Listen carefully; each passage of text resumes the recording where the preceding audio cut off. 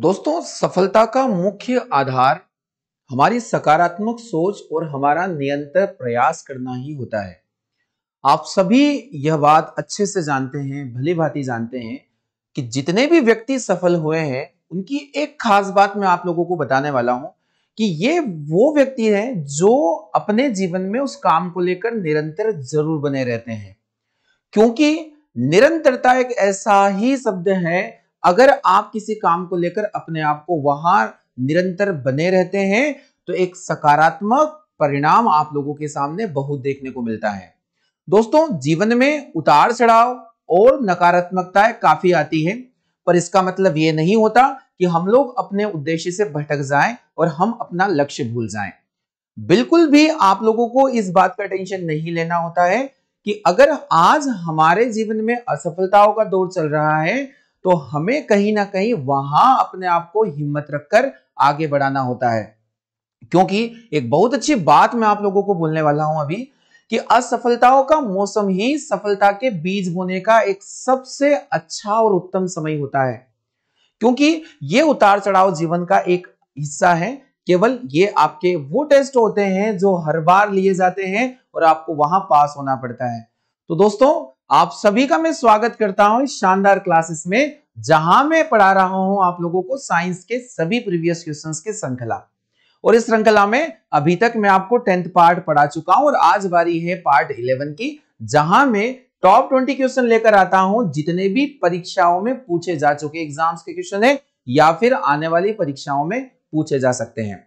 चलिए, तो एक सकारात्मक दृष्टिकोण से आप अपने लक्ष्य की तरफ बढ़ते चलिए और जितने भी उतार चढ़ाव आते रहे हैं इन्हें आने दीजिए। इनसे घबराने की आवश्यकता नहीं है, ये एक दिन सभी गायब हो जाएंगे जिस दिन हमारे घर के सामने जश्न मनेगा हमारी सफलताओं का। तो दोस्तों, शुरुआत कर लेते हैं आज के इस महत्वपूर्ण और शानदार सेशन की, जिसमें मैं टॉप 20 क्वेश्चन आप लोगों को पढ़ाने आया हूं। और इसमें हम लोग शुरू करेंगे उन क्वेश्चंस को जो रेलवे की सभी परीक्षाओं में पूछे जा चुके हैं। हाँ, ये बात आपको विशेष ध्यान देना है कि ये सेशन केवल रेलवे की एग्जाम्स के लिए इंपॉर्टेंट नहीं रहेगा, बल्कि जितनी भी परीक्षाएं जिनमें जनरल साइंस पूछा जाता है, जहां बायोलॉजी, केमिस्ट्री और फिजिक्स के क्वेश्चन पूछे जाते हैं, वो सभी परीक्षाएं आप लोगों की यहां से आसान होने वाली है। तो दोस्तों, शुरुआत कर लेते हैं सेशन की जल्दी से। अगर ये बातें आप लोगों को अच्छी लगी है तो पहले आप सेशन को लाइक कर दीजिए, दोस्तों को शेयर भी जरूर कर दीजिए। तो हम लोग शुरू कर लेते हैं कल के पार्ट 10 के होमवर्क प्रश्न से आज के सेशन की शुरुआत। दोस्तों, कल एक क्वेश्चन मैंने लास्ट में आप लोगों को दिया था और ये क्वेश्चन आप लोगों को मुझे आंसर करना था। क्वेश्चन मेरे पास मैंने आप लोगों को दिया था कि किसी पिंड का वेग दुगुना हो जाए, the velocity of the body double, then क्या होगा आपको बताना है। चलिए, तो हम लोग शुरू कर लेते हैं धमाकेदार सेशन की। तो मैं प्रॉपर कॉन्सेप्ट के साथ में आज की क्लास स्टार्ट कर रहा हूं। आप लोगों से आशा करता हूं कि आप इस सेशन को लाइक किए हैं और अगर नहीं किए हैं, भूल गए हैं, तो लाइक जरूर कर दें। चलिए, पिंड का वेग अगर दोगुना हो जाए तो आपको क्या बताना है यहाँ पर? क्या उसका त्वरण दोगुना हो जाएगा? त्वरण दोगुना हो जाएगा, संवेग दुगुना हो जाएगा, गतिज ऊर्जा दुगुनी हो जाएगी या स्थितिज ऊर्जा, potential energy, kinetic energy, momentum और एक्सीलरेशन, आपको बताना है। देखिए, अगर हम लोग वेग की बात करते हैं, त्वरण की बात करते हैं, तो त्वरण का फार्मूला होता है ए इज इक्वल टू, क्या हो जाएगा डियर स्टूडेंट? तो हम लोग पढ़ेंगे यहाँ पर अंतिम वेग माइनस प्रारंभिक वेग यानी v minus you upon T. आप लोगों ने ये फार्मूला यहाँ से देखा होगा। त्वरण का फार्मूला होता है अंतिम वेग माइनस प्रारंभिक वेग अपॉन टी। त्वरण का एसआई यूनिट भी आप लोगों को पता होना चाहिए, मीटर पर सेकेंड स्क्वायर। दोस्तों, काफी बार एग्जाम में पूछा गया है मीटर पर सेकेंड स्क्वायर किसका फॉर्मूला है। मीटर पर सेकेंड स्क्वायर जो यूनिट होगी वो किसकी होगी? त्वरण की। अगला हम लोग देखते हैं संवेग। अगर मैं संवेग और वेग का रिलेशन यहाँ पर बताऊं तो संवेग बराबर होता है m इंटू वी। देखिए, आप लोगों को यहाँ पर एक छोटा सा रिलेशन देखने को मिल रहा है कि जो संवेग होता है वह द्रव्यमान और वेग के डायरेक्टली प्रोपोर्शनल होगा। और यहाँ हम लोग देखेंगे कि अगर मैं किसी वस्तु का वेग दुगुना कर दूं, अगर मैंने किसी वस्तु का वेग दुगुना कर दिया, यानी वेग का मान आप लोगों ने 2 टाइम्स बढ़ा दिया, वेग का मान आप लोगों ने 2 टाइम बढ़ा दिया, तो मुझे बताओ संवेग भी क्या हो जाएगा? दुगुना हो जाएगा, क्योंकि ये डायरेक्टली प्रोपोर्शनल है। तो हम लोग देखेंगे P is equal to 2 into m into v. तो ध्यान रखना है, जो संवेग होगा वो क्या हो जाने वाला है? हमारा दुगुना हो जाने वाला है। गतिज ऊर्जा अगर हम लोग देखें दुगुनी हो जाएगी तो संवेग भी दुगुना हो जाएगा और गतिज ऊर्जा दुगुनी हो जाएगी। तो गतिज ऊर्जा की अगर हम लोग बात करें तो गतिज ऊर्जा दुगुनी नहीं होगी बल्कि 4 गुनी हो जाएगी। अगर वेग दुगुना बढ़ा दिया जाए तो गतिज ऊर्जा 4 गुनी हो जाती है। इस बात को आप ऐसे समझ लीजिएगा, kinetic energy is equal to क्या होता है 1/2 mv²। अगर आपने यहाँ पर वेग को दुगुना किया है तो वेग दुगुना होने पर ये क्या हो जाता है 2 का स्क्वायर यानी कि हो जाएगा 4v²। क्लियर है। और हम लोग यहाँ पर इसको लेकर आते हैं तो टोटल यहाँ पर 4 टाइम्स हमारी काइनेटिक एनर्जी जो इंक्रीज करेगी। तो दोस्तों समझ में आया, संवेग दुगुना हो जाएगा। ऑप्शन नंबर बी इस प्रश्न का बिल्कुल सही जवाब होगा। और स्थितिज ऊर्जा का फॉर्मूला क्या होता है, तो potential energy is equal to mgh। mgh आपको ध्यान रखना, जहां g बराबर 9.8 मीटर पर सेकंड स्क्वायर होता है। तो दोस्तों क्या समझ में आया आपको? तो कल का जो हमारा होमवर्क क्वेश्चन था इसका सही जवाब था और आप सभी ने कमेंट में मुझे बहुत अच्छे से आंसर दिए थे। आप सभी के द्वारा जो आंसर दिया गया था बिल्कुल करेक्ट दिया गया था। चलिए इसी प्रकार आप लोगों को कमेंट बॉक्स में आंसर मुझे जरूर देना है। आज के सेशन की शुरुआत कर लेते हैं और आज का सेशन का पहला ही प्रश्न डायग्रामिक क्वेश्चन आप लोगों को देके रखा है। चलिए देखते हैं किस सेशन से और किस चैप्टर से ये क्वेश्चन आप लोगों को पूछा जा रहा है। देखिए क्वेश्चन है हमारा कि न्यूरॉन किसकी इकाई है। एक न्यूरॉन का डायग्राम भी आप लोगों के सामने यहाँ पर देखने को मिल रहा है कि न्यूरॉन क्या होते हैं। हमारी बॉडी के अंदर जो तंत्रिका ऊतक होते हैं वो तंत्रिका कोशिकाओं से मिलकर बने होते हैं। अब ये जो न्यूरॉन होती है ये किसकी इकाई होती है, इसको हम लोग समझने वाले हैं। तो दोस्तों मैं सबसे पहले बताऊंगा कि ये जो डायग्राम आप लोगों के सामने दिख रहा है ना, यह न्यूरॉन का फार्मूला, एक नर्व सेल है, एक न्यूरॉन है, एक छोटी इकाई तंत्रिका ऊतक की। अगर हम लोग देखें तो यहाँ पर टोटली हम लोग देखें तो ये क्या करता है, जो हमारे जितने भी इंपल्स होते हैं उनको सूचनाओं को पहुंचाने का काम करती है ये तंत्रिकाएं। हम लोग देखें इसके कुछ भाग होते हैं, तो ये तंत्रिका कोशिका का डायग्राम आप लोगों को देखने को मिल रहा है। डियर स्टूडेंट, ये होती है कोशिका काय या साइटन, जो पूरी कोशिका होती है, इसका जो ऊपर वाला भाग होता है, इसमें जो प्रवर्ध निकले होते हैं इनको हम लोग बोलते हैं डेंड्रिट्स। क्या कहेंगे इन्हें हम लोग डेंड्रिट्स के नाम से जानते हैं। आगे हम लोग बात करेंगे जो ये उंगलीनुमा रचना आपको देखने को मिल रही है, इन्हें हम लोग कहते हैं डेंड्रॉन। क्या कहेंगे, डेंड्रॉन। आप लोगों को ये डायग्राम बना लेना है और इनके नाम भी आप लोगों को लिख लेना है। इन्हें हम लोग कहते हैं डेंड्रॉन। इसमें जो सबसे लंबा डेंड्रॉन होता है, एक लंबा डेंड्रॉन जो लंबाई में बहुत ज्यादा बढ़ जाता है और इसे ही हम लोग एक्सॉन के नाम से जानते हैं, ये होता है एक्सॉन। एक्सॉन एक प्रकार का डेंड्रॉन ही होता है जो जिसकी लंबाई जो है काफी ज्यादा बढ़ जाती है, इसी को हम लोग कहते हैं एक्सॉन। तो इसके अंदर न्यूक्लियस भी होता है, सेल बॉडी भी होता है, निसिल्स पार्टिकल भी इसके अंदर होता है। तो ये आप लोगों को देखने को मिल रहा है। अब ये जो डायग्राम दिख रहा है ये क्या है, तो ये न्यूरॉन है। और न्यूरॉन किसकी इकाई होती है, तो न्यूरॉन एक तंत्रिका ऊतक की इकाई होती है। ऑप्शन नंबर डी इस प्रश्न का बिल्कुल सही जवाब आप लोगों के लिए हो जाएगा, तंत्रिका ऊतक। मोस्ट इंपोर्टेंट क्वेश्चन है। हमारे बॉडी के अंदर 4 प्रकार के ऊतक होते हैं जो आप लोगों को देखने को मिल रहे हैं। यहाँ पर एपिथेलियल हो जाता है, संयोजी ऊतक हो जाता है, पेशी ऊतक हो जाता है और तंत्रिका ऊतक हो जाता है।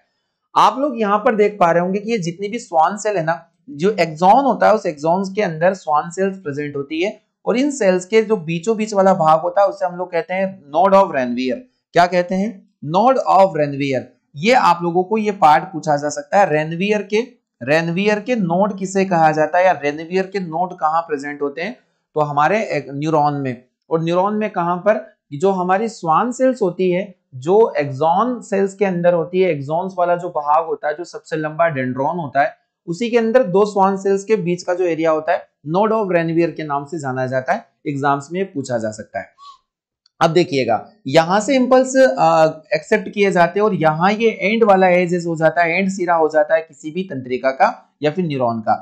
यहाँ पर पाए जाते हैं सिनेप्स या सिनेप्टिक नर्व। ये सिनेप्स होते हैं और ये सिनेप्स वो वाला सिनेप्टिक जंक्शन ये होता है और ये वो भाग है जहां से दूसरी तंत्रिका इस वाली तंत्रिका से जुड़ी रहेगी।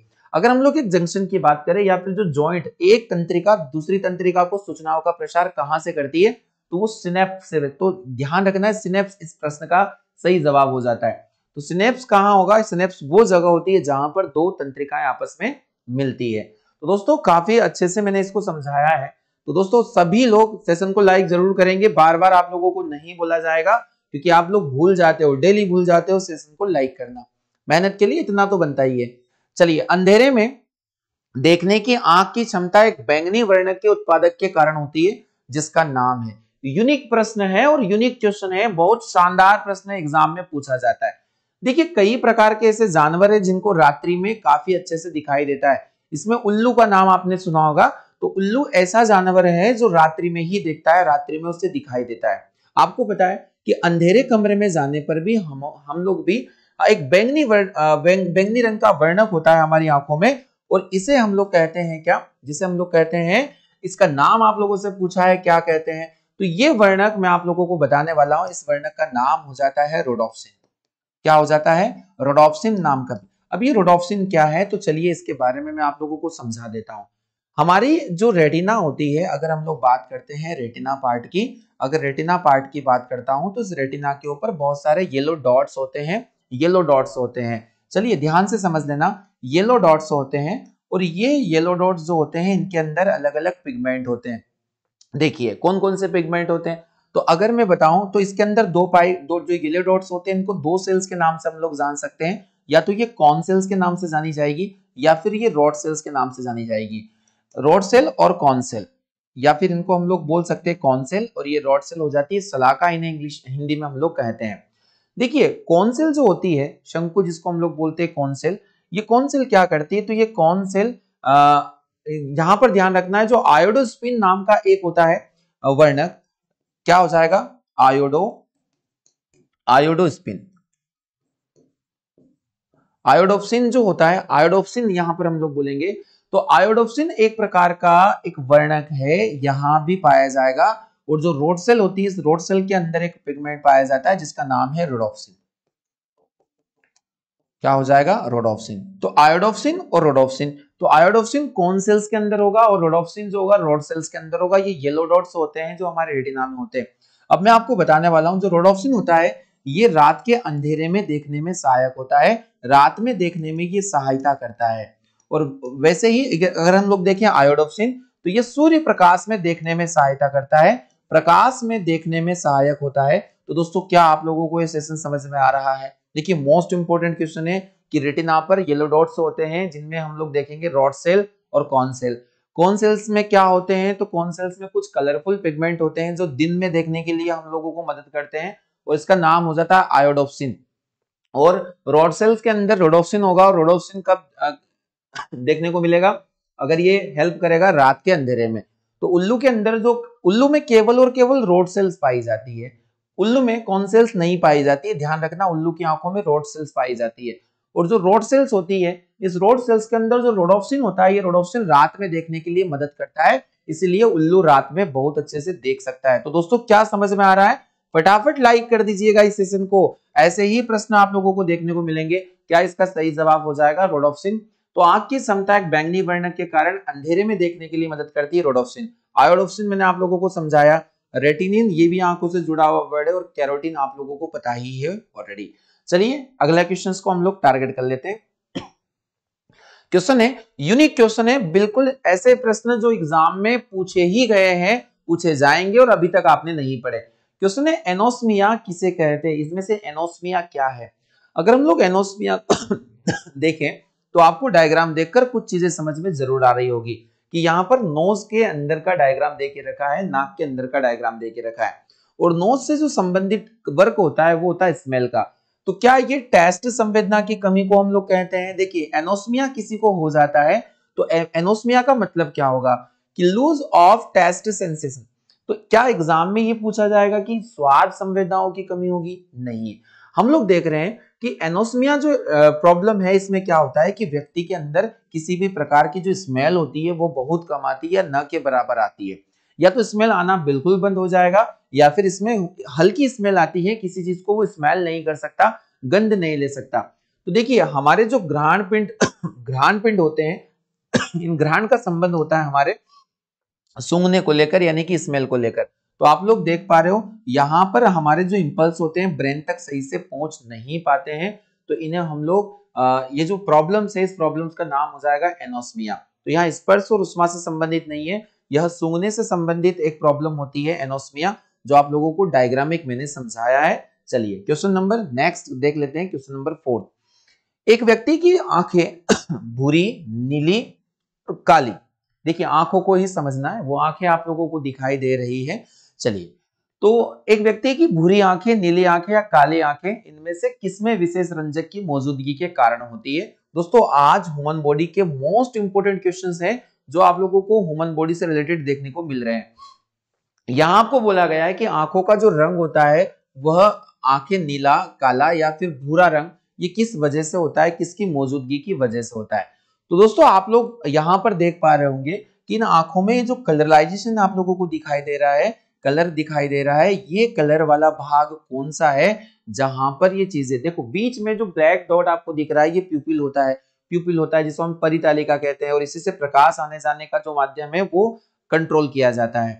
तो यहां अगर हम लोग बात कर लेते हैं किसकी वजह से जो पुतली होती है प्यूपिल उसको हम लोग बोलेंगे, और यहाँ आइरिस की अगर हम लोग बात करें तो ये जो भाग आपको दिखाई दे रहा है ये आइरिस पार्ट होता है, और आइरिस की वजह से क्या होगा वो भी हम लोग समझ लेते हैं। तो यहाँ पर दे के रखा है पुतली, कॉर्निया, आइरिस या फिर कोराइड। तो मैं आपको बताना चाहूंगा हमारे आइरिस की वजह से ही आंखों का रंग डिसाइड होता है, और इसी से प्रकाश की जो मात्रा है उसको भी क्या किया जाता है, कंट्रोल किया जाता है, कितना प्रकाश आंखों में जाना है। आप लोग यहाँ पर डायग्राम में देख पा रहे होंगे आइस का डायग्राम, ठीक है। तो यहाँ पर मोस्ट इंपोर्टेंट क्वेश्चन, आइरिस जो व्यक्ति के अंदर आंखों का रंग डिसाइड करता है। कॉर्निया, नेत्रदान के समय क्या दान किया जाता है, कॉर्निया दान किया जाता है, आंखों से जुड़ा हुआ आज ये हमारा सेकंड या थर्ड क्वेश्चन होगा। चलिए अगला बढ़ते हैं क्वेश्चन नंबर 5 पर। मानव मस्तिष्क का वजन कितना होता है आपको बताना है। तो दोस्तों केवल आप लोगों को केजी वगैरह का यूनिट यहाँ पर नहीं देके रखा है, आपको देके रखा है, आप ऑप्शन सबसे पहले पढ़ लीजिएगा कि क्या about 2% of total body weight, यानी कि शरीर के कुल वजन का 2%, शरीर के कुल वजन का लगभग 8%, शरीर के कुल वजन का लगभग 12%, या शरीर के कुल वजन का लगभग 15%। इस तरीके से आप लोगों को आंसर फ्रेम करके दिए गए तो काफी कंफ्यूजन होता है। जैसे अगर एग्जाम्स में आपसे पूछा जाए कि हमारे अंदर टोटल जो ब्लड होता है, हमारे अंदर टोटल ब्लड वो कितना होता है, तो आप लोगों ने पढ़ा होगा 5 से 6 लीटर। पर एग्जाम में इसका प्रश्न भी इस प्रकार से आता है कि यह शरीर के भार का कुल 7% होता है। तो आपको ध्यान रखना है शरीर के भार का 7% हमारे अंदर ब्लड होगा। तो वैसे ही अगर हम लोग ब्रेन की बात करें, मस्तिष्क की, तो मस्तिष्क का जो भार होता है वो लगभग 1450 या 1400, 1450 या 1400 के समथिंग भी ले सकते हैं, 1.3 से लेकर 1.4 केजी तक ले सकते हैं। तो लगभग आप 1.3 केजी से लेकर 1.4 केजी के अप्रोक्स आप ले सकते हैं, 1300-1400।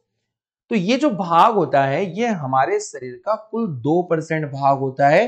कितना होता है, 2% भाग। तो सही जवाब हो जाएगा कि जो हमारे अंदर ब्रेन है वह शरीर के कुल वजन का लगभग 2% हिस्सा बनाता है। ऑप्शन नंबर ए इस प्रश्न का बिल्कुल करेक्ट आंसर आपके लिए होने वाला है। तो दोस्तों समझ में आ रहा है ना, यूनिक प्रश्न है, एग्जाम में हमेशा ऐसे क्वेश्चंस की क्वांटिटी ज्यादा होती है।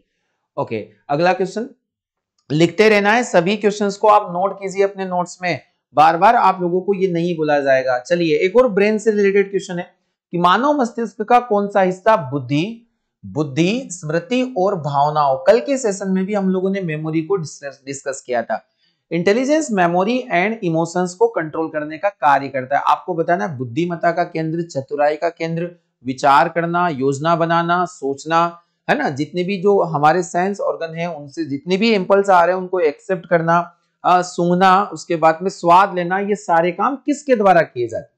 तो आप लोगों को ब्रेन का एक बहुत अच्छा डायग्राम यहाँ पर देखने को मिल रहा है, और ये जो पार्ट आप लोगों को देखने को मिल रहा है ना, यह पार्ट है हमारे ब्रेन का सेरेब्रम वाला पार्ट।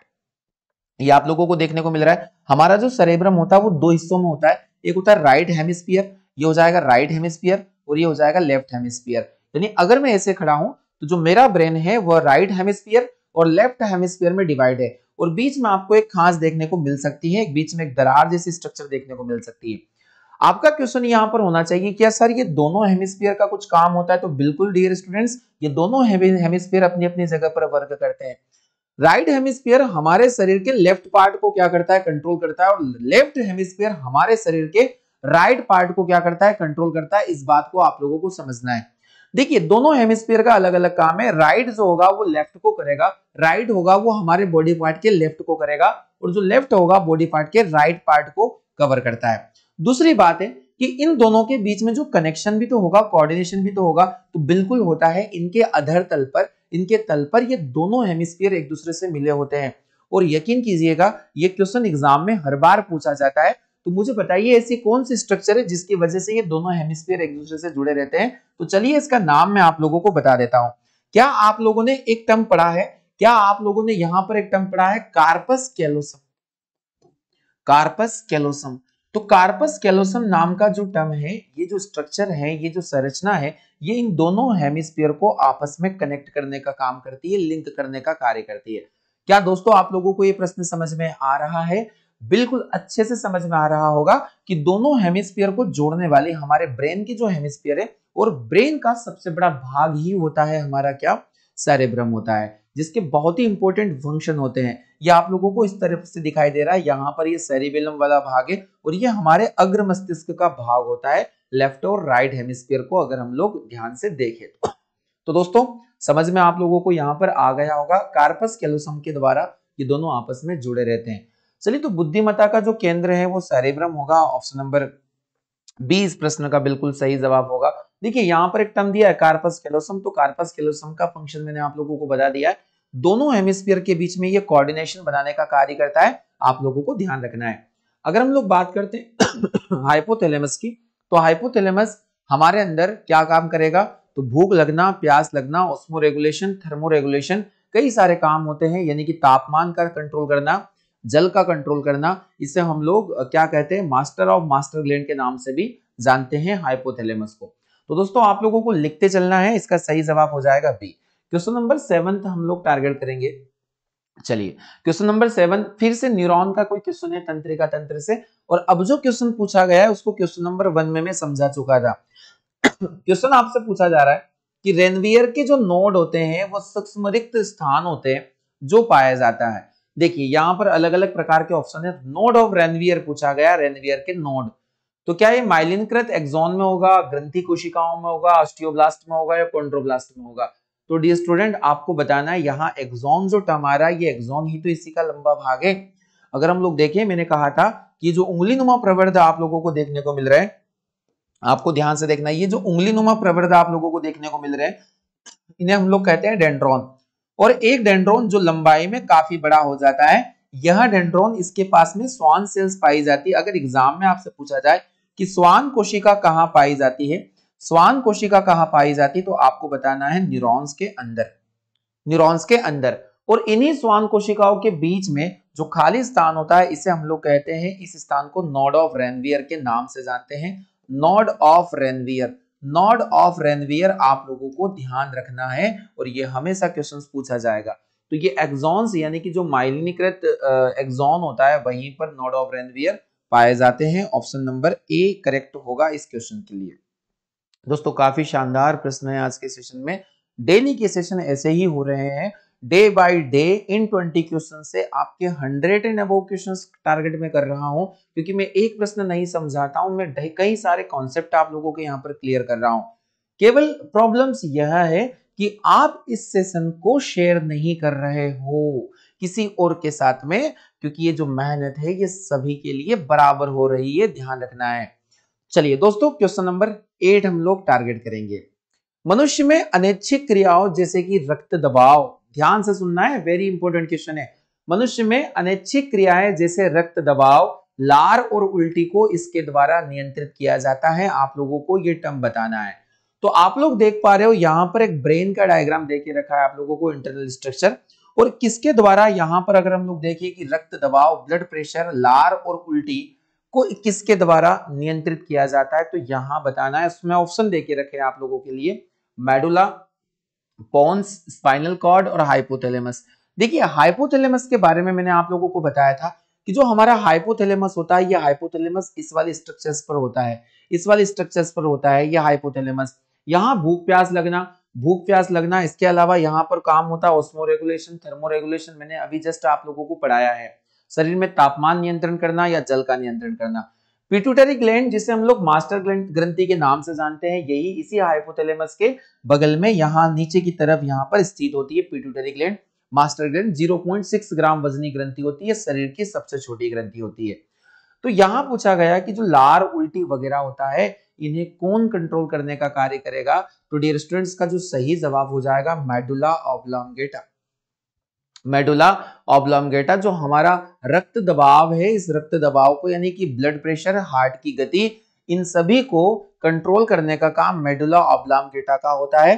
तो मेडुला ऑब्लोंगेटा जो आप लोगों को ये भाग दिखाई दे रहा है, इस वाले भाग पर यहाँ पड़ता है मेडुला ऑब्लोंगेटा। इसे हम लोग यहाँ पोन्स के नाम से जानेंगे, और ये हो जाएगा मेडुला ऑब्लांगेटा।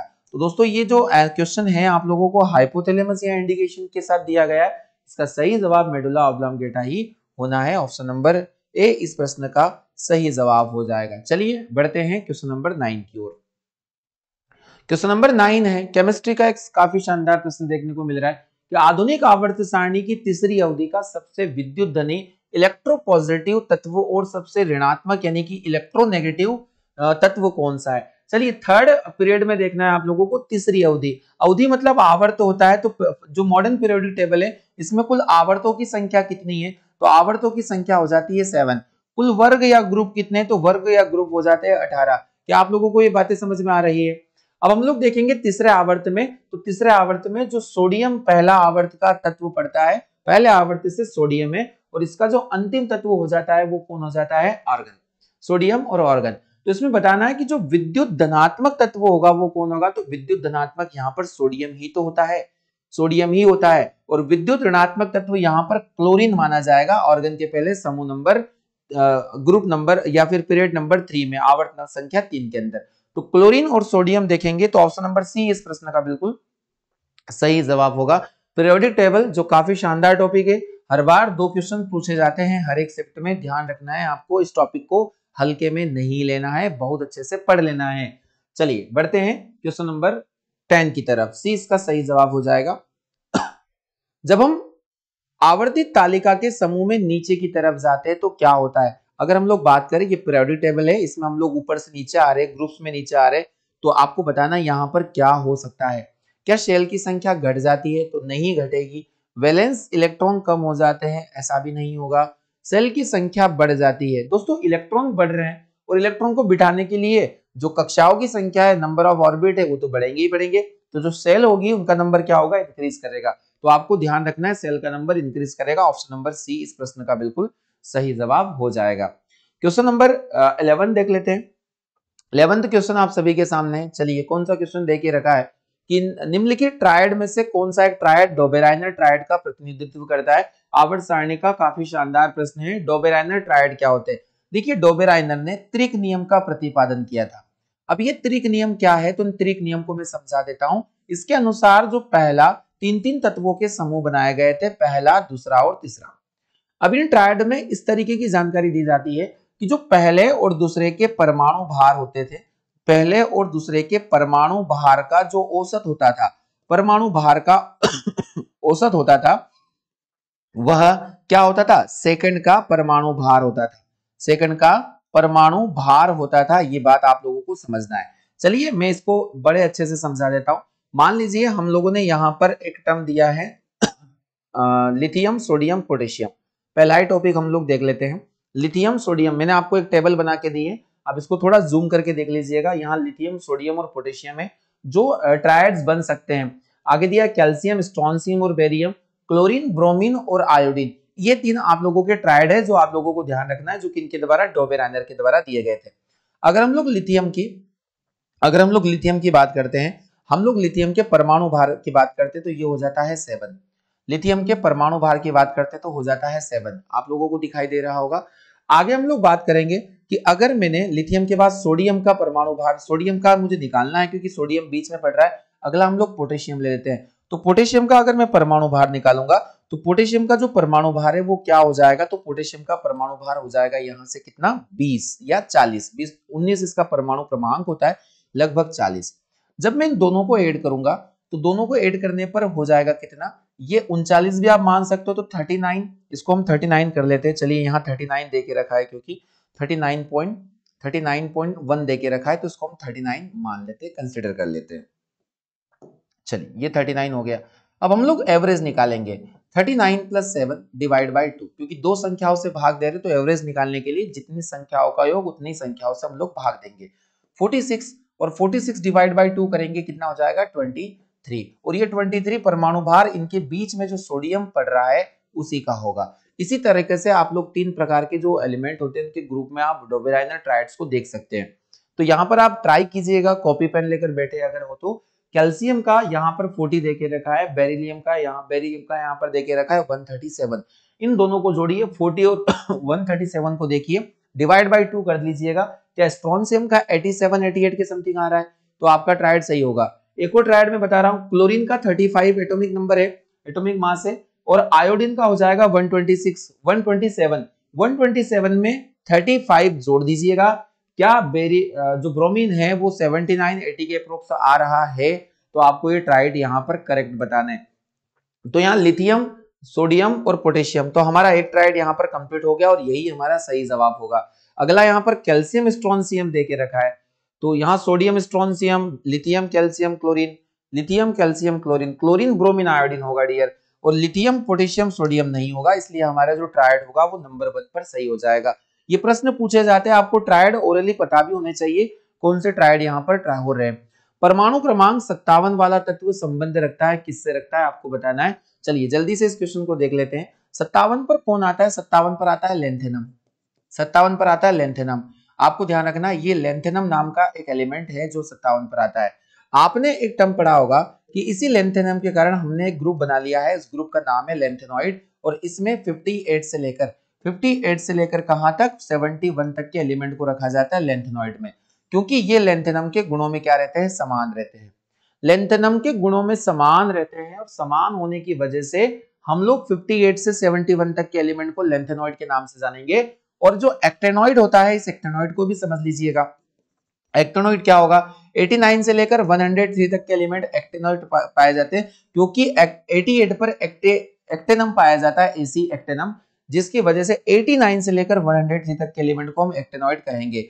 और इन दोनों को, लेंथेनॉइड और एक्टेनॉइड को, हम लोग देखते हैं डी कहां पर, एफ ब्लॉक के एलिमेंट में। कहां पर हम लोग इनको शामिल करेंगे, एफ ब्लॉक के एलिमेंट में। तो ये जो 57 है, इनकी सारणी हम लोग नीचे लेते हैं, तो ये जो दोनों होंगे ये एफ ब्लॉक के एलिमेंट माने जाते हैं। पर आपसे पूछा गया है कि परमाणु क्रमांक 57 वाला, अगर पूछा जाए कि लेंथेनॉइड और एक्टेनॉइड कहां पर है, तो एफ ब्लॉक आप लोगों को बता देना है। पर परमाणु क्रमांक 57 वाला जो तत्व होता है वह डी ब्लॉक में शामिल होता है, तो ऑप्शन नंबर ए इस प्रश्न का बिल्कुल सही जवाब होगा। लेंथेनम को अगर आप देखोगे तो लेंथेनम डी ब्लॉक का एलिमेंट माना जाता है। मोस्ट इंपोर्टेंट क्वेश्चन है, काफी बच्चे हड़बड़ाहट में इसको लेंथेनॉइड या फिर एफ ब्लॉक लगाकर आएंगे, पर वो आपका आंसर बोर्ड के द्वारा गलत कर दिया जाएगा। चलिए दोस्तों अगला क्वेश्चन देख लेते हैं। तीसरे आवर्त में मौजूद तत्वों की में कक्षाएं हैं, तीसरे आवर्त में मौजूद तत्वों में कक्षाएं हैं। चलिए थर्ड आवर्त, अगर हम लोग पहली शेल को देखें तो पहली शेल होती है के, दूसरी होती है एल, तीसरी होती है एम, चौथी होती है एन। तो K L M, K L L हम लोग देखेंगे के एल और एम, तो K L M option number A इस प्रश्न का बिल्कुल सही जवाब हो जाएगा। आपने देखा होगा के में मैक्सिमम नंबर ऑफ इलेक्ट्रॉन आते हैं कितने, 2, एल में 8 आ जाते हैं, इसमें 18 आ जाते हैं, अगली में 32 आ जाते हैं, 2 8 18 32 इस तरीके से कंटिन्यू चलते हैं। और शेल में इलेक्ट्रॉन की संख्या निकालने का एक नियम, बोर-बरी नियम, जो 2n स्क्वायर आप लोगों को पता होना चाहिए, जहां n बराबर नंबर ऑफ सेल होता है। दोस्तों समझ में आ रहा है, काफी मेहनत लगती है ऐसे यूनिक प्रश्न आप लोगों के तक पहुंचाने में। चलिए दोस्तों काफी अच्छे से समझ भी रहे हैं हम लोग और आपको समझ में भी आ रहा है। चलिए फिजिक्स यहाँ से स्टार्ट हो रहा है 14 क्वेश्चन से, देख लेते हैं इनके क्या क्वेश्चन पूछे गए हैं प्रीवियस ईयर में। एक भारी और एक हल्के पिंड पर एक समान बल एक ही अवधि में लगे हो, तो ये पिंड क्या होंगे। बहुत ही यूनिक क्वेश्चन है, काफी कॉन्सेप्ट वाले क्वेश्चन पूछे जाएंगे। एक भारी और एक हल्का पिंड है, एक समान, हम लोग बोल रहे हैं यहाँ पर जो फोर्स का वैल्यू है वो इक्वल है, अवधि के लगे हो, तो क्या बराबर होगा, क्या ये एक समान वेग से गतिमान होंगे। हम लोगों ने एक समान बल लगाया है, तो क्या एक समान वेग से गतिमान होंगे। तो अगर हम लोग देखेंगे कि F is equal to m a, या F इज इक्वल टू हम लोग एम ए देखते हैं, तो त्वरण जो होगा यहाँ पर, जो त्वरण होगा क्या वो बदलेगा। अगर बल जो है वो एक ही अवधि में लगाया गया और एक समान बल है, तो क्या ये एक समान त्वरण से ही गतिशील नहीं होंगे। आप लोगों को रिलेशन देखना है, ये न्यूटन की गति का दूसरा रिलेशन आप लोगों से पूछ लिया है, जो मैथमेटिकल फॉर्म में F is equal to m a होता है, द्रव्यमान गुणा त्वरण होता है। तो हम लोग देखते हैं कि जो बल होता है वह त्वरण के सीधे अनुपात में होता है। अगर आपने एक समान बल रखा तो यहाँ जो मास, और अगर हम लोग देखें मास और एक्सेलरेशन यानी कि त्वरण, वो एक समान ही होंगे। तो ये दोनों पिंड आपको ध्यान रखना है, क्या एक समान त्वरण से, एक समान संवेग से, या एक समान कुछ भी नहीं रहेगा। ऑप्शन नंबर डी आप लोगों को यहां पर बताना है। तो दोस्तों एक चीज आप लोगों को यहाँ पर ध्यान रखना है, मैंने बल का मान नहीं बढ़ाया, तो जो एक समान त्वरण रहेगा उससे ये गतिमान होंगे। ऑप्शन नंबर सी इस प्रश्न का सही जवाब होगा। काफी सारे स्टूडेंट्स इसका जवाब एक समान संवेग भी देंगे। संवेग क्या होता है आप लोग समझ लीजिएगा, P is equal to m into v. M into v यानी द्रव्यमान गुणा वेग। तो आप मुझे बताओ कि अगर मैंने एक समान बल लगाया है तो यहाँ संवेग भी देखने को मिल सकता है डियर। मैं आपको बताना चाहूंगा कि आप यहाँ देखिए, अगर हम लोग इसको वोट देंगे तो हमारा आंसर बोर्ड के अकॉर्डिंग ये भी हो सकता है। कैसे? इधर देखिएगा, आप लोगों को यहाँ पर देखने को मिल रहा है जो मोमेंटम होता है वो होता है मास इंटू वेलोसिटी, और मास इंटू वेलोसिटी होगा। अगर मैंने यहाँ पर एक समान बल आरोपित किया एक ही अवधि में, तो एक समान बल आरोपित करने के बाद में क्या होगा, ये पिंड एक समान संवेग से भी गतिमान हो सकते हैं। इनका जो मोमेंटम होगा वो भी एक समान होगा। देखिए मोमेंटम होता है वो द्रव्यमान और वेग के सीधे अनुपात में होगा, द्रव्यमान और वेग के सीधे अनुपात में होगा, तो एक समान संवेग भी। अब ये देखना है कि बोर्ड इसका आंसर लेता क्या है, हमारा बी और सी दोनों आ रहा है, बी भी यहाँ पर बिल्कुल सही जवाब होगा। एक समान संवेग से भी यहाँ पर अगर बल का मान एक जैसा है तो संवेग भी गतिमान हो सकते हैं, ये दोनों सही होगा। चलिए तो आप देख लीजिएगा, फिलहाल अपनी कॉपी में आप लोग लिख दीजिएगा ऑप्शन नंबर सी, त्वरण यहाँ पर एक समान होगा, एक समान त्वरण से गतिमान होंगे। चलिए क्वेश्चन नंबर हम लोग 15 देख लेते हैं। 15 क्वेश्चन, किसी पिंड का वेग दोगुना होने पर उसकी गतिज ऊर्जा क्या होगी? तो डियर स्टूडेंट्स गतिज ऊर्जा क्या होती है आप सभी को पता होना चाहिए कि काइनेटिक एनर्जी बराबर क्या होगा, काइनेटिक एनर्जी बराबर होता है हाफ mv स्क्वायर। अब हम लोग यहाँ पर क्या कर रहे हैं, हम लोग बढ़ा रहे हैं यहाँ पर वेग, और वेग कितना बढ़ा रहे हैं, 2 गुना बढ़ा रहे हैं, तो आप लोग 2 टाइम्स कर दीजिएगा, वेग को आप 2 टाइम्स बढ़ा दीजिएगा m into two v square, और 2v स्क्वायर यानी कि ये हो जाएगा 1/2 m 4v स्क्वायर, और 4v हम लोग 4 को बाहर ले लेते हैं, यहाँ पर हमारे पास बचता है ओनली काइनेटिक एनर्जी। तो मुझे बताइए काइनेटिक एनर्जी कितने गुना हो गई, 4 गुना हो जाती है। कितने गुना हो गई, 4 गुना। सही जवाब हो जाएगा, उसकी गतिज ऊर्जा कितनी होती है, 4 गुनी हो जाती है। It will become 4 times. आपको ध्यान रखना है, मोस्ट इंपोर्टेंट क्वेश्चन की कैटेगरी का क्वेश्चन है। क्वेश्चन नंबर 16 आप सभी के सामने है कि घड़ी में चाबी भरने की प्रक्रिया में घड़ी क्या होती है? देखिएगा, काइनेटिक एनर्जी और पोटेंशियल एनर्जी, गतिज ऊर्जा और स्थिर ऊर्जा होती क्या है, आप ध्यान से समझ लीजिएगा। एक होती है गतिज ऊर्जा, और गतिज ऊर्जा का फार्मूला होता है kinetic energy is equal to half mv square, half mv square. वही अगर हम लोग बात करते हैं किसी वस्तु में स्थिति के कारण जो स्थितिज ऊर्जा पैदा होती है, स्थितिज ऊर्जा पैदा होती है, यह होती है potential energy is equal to mgh, mgh, ये ध्यान रखना है। तो क्लियर, आप लोगों को ध्यान रखना है कि चाबी में गतिशील वस्तु के अंदर, हर गतिशील वस्तु के अंदर गतिज ऊर्जा निहित होती है, पर स्थिति के कारण, किसी वस्तु की स्थिति के कारण, उसकी पोजीशन के कारण जो उसमें ऊर्जा निहित होती है, उसी ऊर्जा को हम लोग क्या कहेंगे, स्थितिज ऊर्जा के नाम से जानते हैं। और कई बार आपसे क्वेश्चन पूछा जा गया है कि बांध बनाकर पानी को रोकना, बांध बनाकर पानी को रोकना कौन सी ऊर्जा है, रुके हुए पानी में कौन सी ऊर्जा है, क्योंकि वह एक बल कार्य कर रहा है दीवारों पर, तो स्थितिज ऊर्जा। उसके बाद रासायनिक सेल, रासायनिक सेल में जो निहित ऊर्जा होती है वह भी स्थितिज ऊर्जा होती है। धनुष की डोरी में, या जो तने हुए स्प्रिंग या फिर धनुष की जो डोरी होती है उसमें भी कौन सी ऊर्जा होती है, तो यही ऊर्जा होगी। इसके अलावा आप लोगों को ध्यान रखना है चाबी भरने वाले खिलौने, चाबी भरने वाले खिलौने, अलार्म घड़ी, अलार्म घड़ी, ये सभी किसके एग्जाम्पल हैं, ये सभी एग्जाम्पल हो जाएंगे स्थितिज ऊर्जा के, आपको ध्यान रखना है। तो यहाँ पर जो घड़ी में चाबी भरने वाला या फिर अलार्म सेट करने वाला होता है, स्थितिज ऊर्जा संग्रहित होती है, potential energy is stored. Potential energy यहाँ पर क्या हो रही है, स्टोर हो रही है। आप लोगों को ध्यान रखना है, ये क्वेश्चन अपनी कॉपी में आप लोगों को नोट करना है, और साथ ही मैंने जितने भी एक्स्ट्रा एग्जाम्पल आप लोगों को दे के रखे हैं आप लोगों को जरूर लिख लेना है। दोस्तों 16 के लिए ऑप्शन नंबर डी हमारा बिल्कुल करेक्ट हो जाना है। चलिए क्वेश्चन नेक्स्ट हम लोग देख लेते हैं कि यदि एक कण का वेग अपने आरंभिक मान का 1/3 कर दिया जाए तो कण की गतिज ऊर्जा में क्या होगा। मोस्ट इंपोर्टेंट क्वेश्चन है, इसको हम लोग स्टार वाले क्वेश्चन बोलेंगे, एग्जाम में ये हमेशा पूछे ही जाते हैं। इस तरीके से न्यूमेरिकल टाइप में भी ये क्वेश्चन एग्जाम में आते हैं। अगर मैं एक कण के वेग को अपने आरंभिक मान का 1/3 कर दूं, काइनेटिक एनर्जी हम फिर लिखेंगे कि क्या होती है, हाफ mv स्क्वायर। चलिए तो देख लीजिएगा, एक टॉपिक मैंने बार बार में ऐसे क्वेश्चंस लेकर आ रहा हूं काफी ज्यादा मेहनत से ये क्वेश्चंस लेकर आए जाते हैं आपके लिए। तो इस सेशन को अपने को लाइक जरूर करना है, भूलना नहीं है दोस्तों। यहां पर दिया गया है कि 1/3 कर दीजिएगा, इसके वेग को 1/3 कर दीजिएगा। जब मैं वेग का मान 1/3 कर देता हूं तो m इंटू 1/3 और 1/3 का होल स्क्वायर हो जाएगा। तो यहां पर बनेगा 1/2 m हो जाएगा इंटू 1/3 का स्क्वायर हो जाएगा, 1 का स्क्वायर होगा 1 और 3 का स्क्वायर हो जाएगा 9।